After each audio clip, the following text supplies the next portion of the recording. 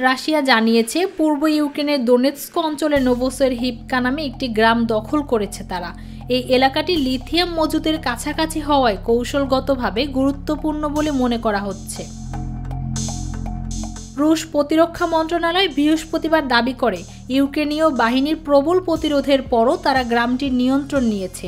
তবে রয়টার্স স্বাধীনভাবে এই দাবি নিশ্চিত করতে পারেনি। ইউক্রেনের পক্ষ থেকেও তাৎক্ষণিক প্রতিক্রিয়া মেলেনি।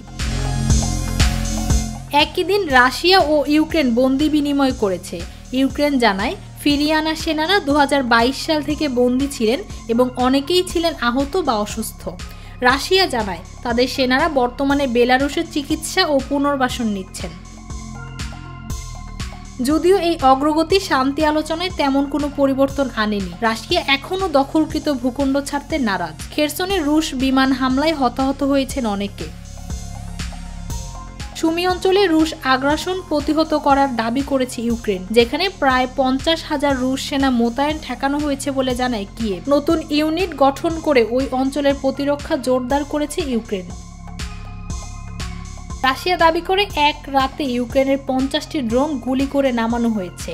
ইউক্রেন জানায় রাশিয়া ছুড়েছে 41টি শাহেদ ড্রোন, যাতে বেশ কিছু মানুষ আহত হন।